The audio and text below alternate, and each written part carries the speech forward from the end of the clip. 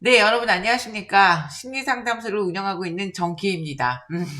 이 영상을 지금 세 번째 찍고 있어요. 또 마이크를 안 키는 실수를 했습니다. 왜 이럴까요? 진짜.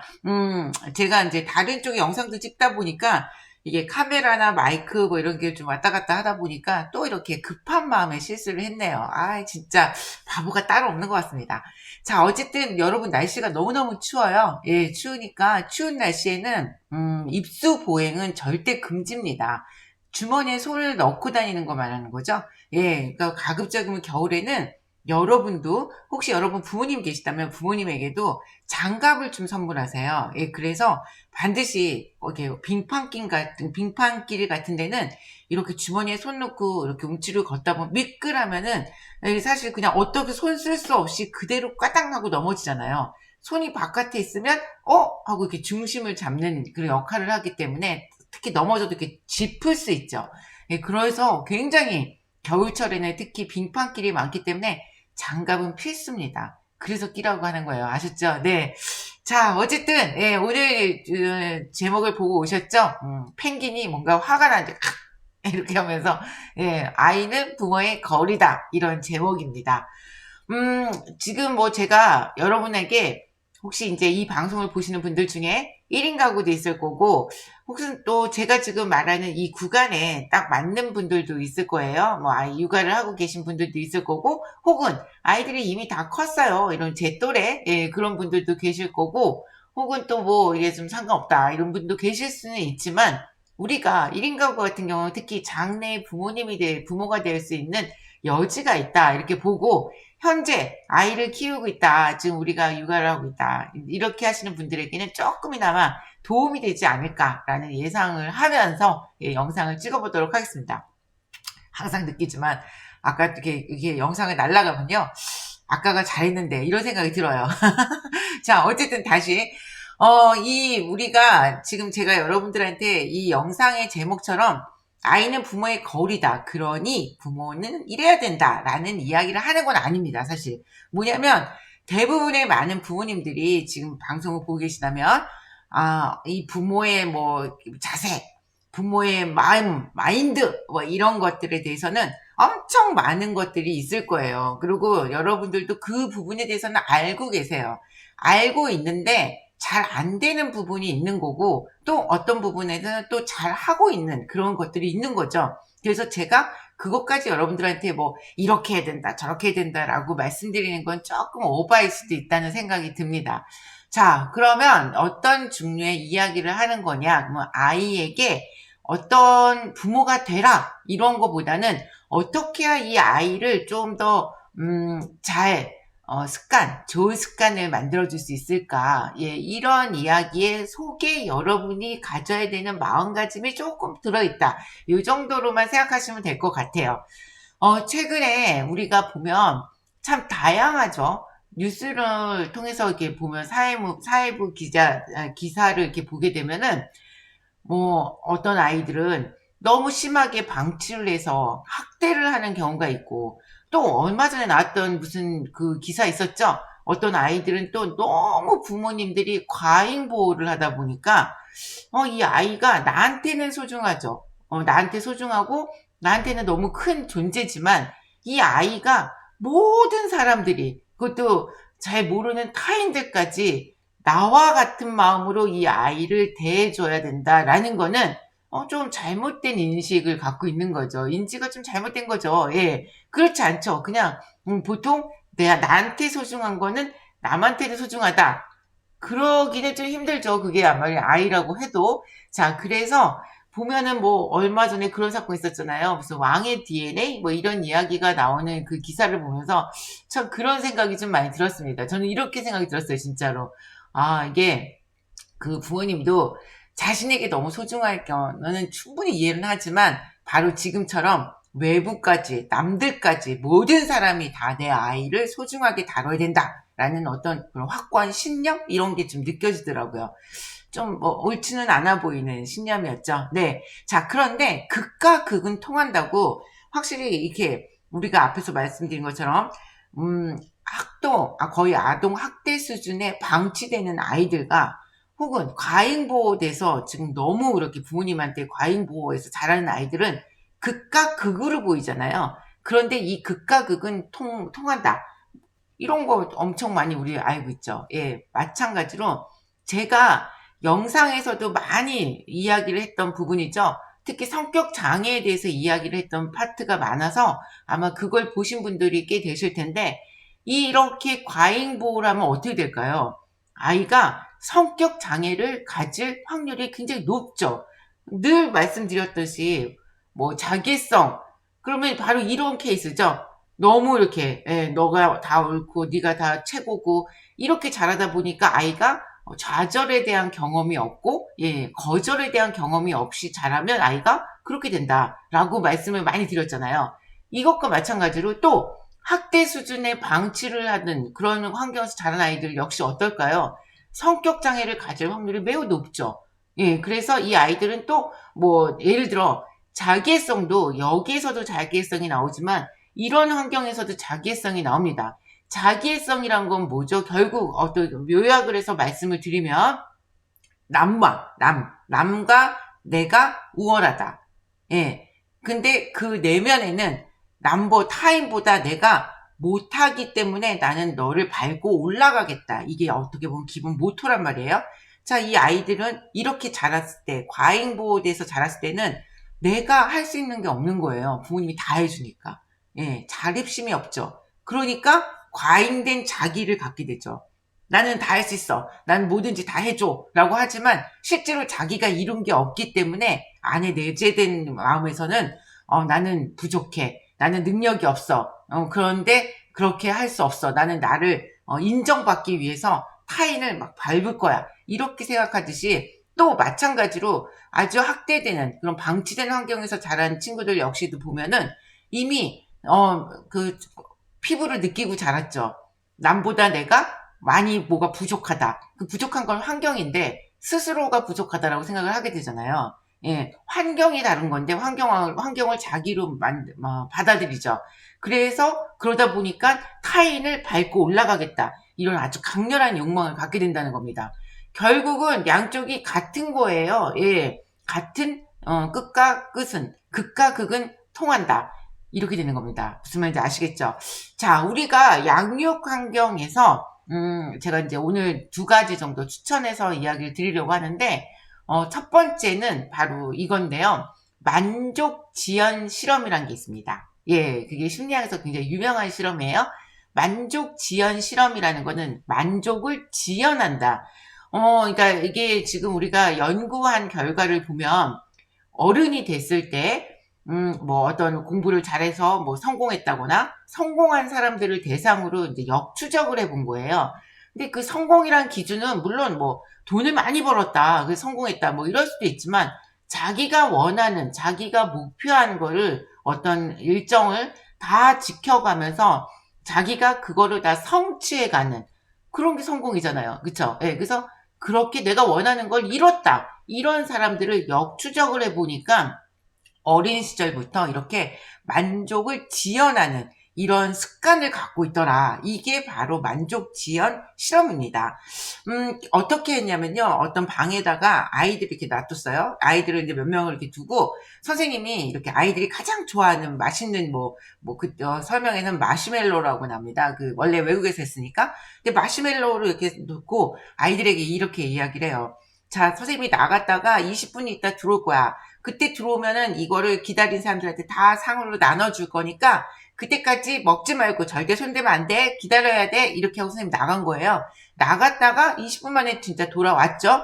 그런데 카메라를 설치하고 보니까 어떤 아이들은 아이들이 대부분 너무 좋아하고 맛있는 거니까 얼마나 먹고 싶겠어요. 그러니까 그거를 진짜 뚫어져라 막 그릇을 이렇게 쳐다보면서 침을 꼴딱꼴딱 선생님 왜 안 오는 거야? 왜 안 오는 거야? 막 이러면서 막 슬퍼하면서 언제 오시는 거야? 막 이러고 애들이 그걸 기다리고 있는 거예요. 그 먹는 걸 상상하면서.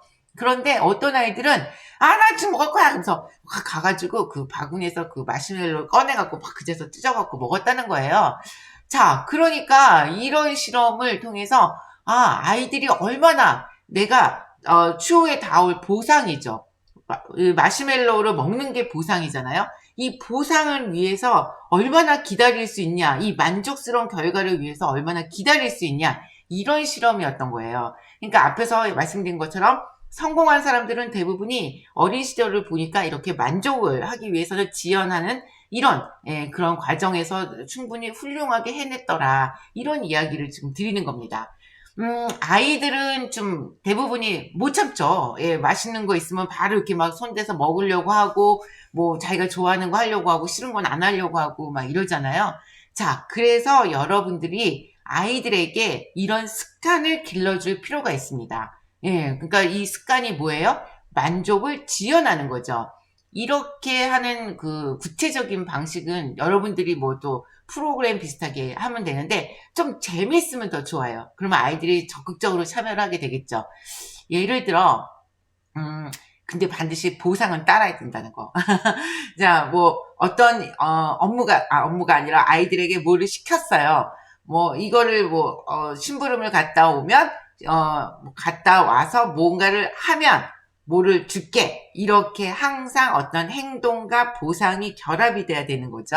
예, 앞에서도 우리가 만족지연 실험할 때 마시멜로우라는 게 있었잖아요. 마찬가지로 여러분도 아이들이 뭘 한다, 뭐를 어떤 거를 뭐 사주거나 제공하거나 뭐 옷을 사주고 뭐 이렇게 할 때도 항상 매번 그렇게 할 수는 없습니다. 그럼 아이들이 너무 스트레스 받으니까 가끔 한 번씩 주기적으로 아이들에게 그래? 너가 이 옷이 갖고 싶구나. 그러면 오늘부터 내일까지 뭐를 어떻게 하는 거야. 그래서 그거를 네가 다 해내면 그러면 엄마가 너한테 옷을 사줄 거야. 어때? 이렇게 해서 아이들이 원하는 거를 항상 엄마 나 뭐 갖고 싶어 라고 했을 때는 이렇게 접목을 시켜보는 거예요. 예, 그냥 안 돼. 너 저번에 저거 사줬는데 그것도 할 거야? 뭐 이렇게 한다거나, 너 안 갖고 놀잖아. 뭐 아니면은 알았어 사줄게. 알았어 마트 가면 사줄게. 이렇게 하는 게 아니라 그래? 어차피 사주게 되잖아요. 사줘야지 마음을 먹었다면, 그래? 그러면 엄마가 그거 사줄 테니까 대신에 이틀 동안 뭐 3일, 일주일 이러면 너무 길어지니까 아이들이 그 과정에서는 짧게 해서 시작해서 늘려가는 게 좋습니다. 그러니까 뭐 오늘 하루 뭐 아니면 몇 시간 동안 이렇게 아니면 내일까지 뭐 이런 식으로 짧게 기간을 주세요. 그래서 그 안에 여러분들이 생각한 무슨가 아이디어가 있겠죠? 이거를 해 놓으면 그 다음에 이건 만약에 하지 않으면 뭐 여러 가지가 있겠죠. 이랬을 때는 이거를 사줄게. 이렇게 연합을 시키는 거예요. 행동과 보상을. 인간은 보상에 진짜 모든 목숨을 거는 것 같아요. 이게 학습 심리인데요. 학습 심리를 보면은 항상 어떤 거든지 보상이 따라야 이 인간이 움직이더라. 예, 이거 본능인 것 같아요. 어쩔 수 없습니다. 자, 그런데 그러다 보면 이 아이들이 어떻게 자라게 되냐? 우리가 이제 공부를 해야 되잖아요. 학교도 가야 되고 하니까 자기가 어떤 앞에서 설명한 것처럼 목표한 계획이 있을 거 아닙니까? 자, 그러면 그 계획이 오늘 딱 해서 내일 딱 결과가 나오는 건 세상에 없잖아요. 대부분이 내가 어떤 걸 해야지라고 하면 하다못해 내가 영어를 해야지라고 해도 영어를 잘하기 위해서는 뭐 몇 달, 몇 년 이렇게 걸리는 거잖아요. 오늘 할 거야 하고 내일 영어 갑자기 막 원어민 수준으로 할 수는 없지 않습니까? 자, 그러니까 이런 거를 목표를 가기 위해서는 이 오랜 시간을 견디고 그리고 계속 노력하고 이런 게 가능해지는 성격이 된다는 겁니다. 이렇게 해서 여러분들이 습관을 아이들에게 만들어주면 이런 성향으로 변화가 되는 거예요. 아, 내가 저걸 하려면 한 몇 달 걸리니까 그 몇 달 안에 이렇게 해야겠다라고 해서 계획대로 간다는 겁니다. 무슨 말인지 아시겠죠? 그래서 부모님들이 아이들에게 이렇게 만족을 하려면 지연을 시키는, 만족 지연을 하는, 그래서 이렇게 뭔가 보상이 따르는 요런 정도의 교육은 약간 놀이처럼 그러니까 어리다면 놀이처럼 시작하셔서 이제 점점 아이가 자라면서는 좀 더 그것도 성숙해 가겠죠? 예, 그렇게 해줘야 아이들이 책상에 오래 앉아있고 자기가 원하는 목표를 향해서 충분히 인내를 가지고 갈 수 있다는 겁니다. 이해하셨죠? 네. 자, 그리고 이제 이게 첫 번째고 두 번째는 뭐였냐면요. 이건 이제 부모님의 성향, 어떤 육아 방식, 그런 거에 대한 이제 짤막한 이야기인데, 대부분이 아이들이 이제 보면은, 성격이 아이들은 원래 변덕스럽긴 해요. 예, 원래 그래요. 보면은 뭐 좋았다, 싫었다, 갑자기 한다 했다, 안 한다 했다, 뭐 이렇게 여러 가지가 있는데, 유난히 그런 아이들이 있습니다. 근데 이 아이들이 그렇게 해서 자라서 어른이 되면 어떻게 될까요? 만족하고는 지연하는 만족 지연 실험에서 완전 100% 탈락을 할 만한 성격을 갖게 되겠죠. 네. 나 이거 뭐 했다가 뭐 금방 실증 내고 안 하고 뭔가 하겠다고 했다가 뭐 시작도 안 하고 끝나고 뭐 이런 성격이 막 이렇게 굉장히 변덕스러운 성격이 되죠. 자, 이런 경우가 왜 이러냐라고 보면은 또 이것도 마찬가지인데 부모님의 역할이 그랬다는 거예요. 예. 여러분들은 이 어떤 거를 가지셔야 되냐면 일관성이란 걸 가져야 됩니다. 부모가 가져야 되는 가장 중요한 거라고 저는 생각해요. 일관성. 이게 뭐냐? 예를 들어 아이가 가위를 가지고 노는 거예요. 위험하잖아요. 다칠 수 있잖아요. 예, 그래서 이 가위를 딱 갖고 아이가 막 노니까 부모님이 아이한테 혼낸 거예요. 가위 절대 갖고 놀면 안 돼. 하지 마! 안 돼! 이렇게 하고 못하게 했어요. 자, 그래서 아이가 이렇게 하고 뺏겼죠, 가위를. 자, 그런데 어느 날 아이들은 그런 거 아시죠? 작은 악마 같잖아요. 혹시 또 엄마가 허락할지도 몰라. 그래서 슬쩍 가위를 가져다가 이렇게 뭐를 갖고 노는 거예요. 이렇게 뒤에서. 근데 이거를 발견한 부모님이 저번에 분명히 안 된다고 혼을 냈죠. 예, 그런데 오늘따라 부모님의 기분이 사람이니까 왔다 갔다 하잖아요. 그냥 봤는데, 또 귀찮은 거예요. 이걸 또 야단치기도 싫고, 아니면 아예 생각이 없었어요. 그래서 그냥 냅둡니다. 그냥 아이는 알아요. 부모님이, 나한테 가지고 놀 때 혼나는 거 아니야? 저번에 혼났는데 이 생각 하나 하고, 부모님을 살짝 봤는데, 부모님이 이걸 본 걸 알아요. 근데 아무 말을 안 해요. 그냥 냅두는 거예요. 심지어 어떤 부모님은 이거 잘했네 라고 칭찬도 합니다. 그럼 아이가 어떻게 되죠? 헷갈리는 거예요. 그러면 처음에는 이제 가위를 갖고 들어야 되나? 이렇게 생각을 하겠죠? 그러면 두 번째 다음에 갔을 때는 아이가 당당하게 또 가위를 꺼내옵니다. 갖고 놀려고 해요. 그랬더니 갑자기 부모님이 또 너 지난번에 가위 갖고 놀지 말라고 그랬지? 왜 엄마 말 안 들어? 예를 들어 이렇게 됐다. 어른인 우리도 뭐야? 어쩌라는 거야? 해라는 거야? 말라는 거야? 라고 생각이 들 만큼 왔다 갔다 일관성이 없는 거예요. 이러니 어른도 그런 상황이 되면은 당황스럽고 뭐 어떡하라는 거야? 하라는 거야? 말라는 거야? 이렇게 기분이 딱 상하면서 이거 뭐 진짜 혼란스러운데 아이는 어떻겠어요? 그것도 가장 영향력을 주는 부모님이 하라고 그랬다가 어느 날은 안 된다고 그랬다가 어느 날은 괜찮다고 했다가 이렇게 하면 안 된다는 겁니다. 그래서 부모님은 어려운 것 같아요. 어쨌든 그렇기 때문에 아이들에게 어떤 행동, 뭐 언어든 비언어든 뭔가 여러분이 제재를 했다. 혹은 이건 좋은 행동이야 라고 했다. 그러면 그거는 아주 일관성 있게 여러분들이 그걸 계속 지켜주셔야 된다는 겁니다. 예, 그래서 이제 만약에 가위를 같은 경우도 처음에 위험해서 안 돼 했는데 어느 날 아이가 꺼내왔을 때 말고 엄마가 직접 가는 이제 너는 이거 잘하고 이제는 조금 어린이가 아니고 너가 이걸 다룰 수 있을 거라고 생각하니까 날카롭지 않은 이런 가위부터 한번 해보자 라고 여러분이 권하는 건 상관이 없지만 똑같은 행동을 된다고 했다가 안 된다고 했다가 이렇게 변덕을 부리면 안 된다는 겁니다. 이해하셨죠? 자, 어쨌든 그래서 이렇게 오늘 아이는 부모의 거울이다. 예, 이 이야기는 어떻게 보면 약간 주제하고 조금 핀트가 안 맞을 수도 있는데 제가 전하고자 하는 메시지는 바로 이거였습니다. 그냥 이렇게 아이가 만족 지연할 수 있도록 여러분들이 생활에서 아이들에게 어떤 반드시 뭔가를 원할 때는 그거를 할 수 있는 어떤 그런 거를 게임처럼 좀 재밌게 만들어주고 보상을 해주는, 예, 그렇게 해서 아이들에게 습관을 만들어주는 것을 가장 중요하고 첫 번째, 그리고 또 두 번째는 여러분들이 어떻게 대해야 하냐. 일관성. 이거 정말 중요해요. 네, 일관성.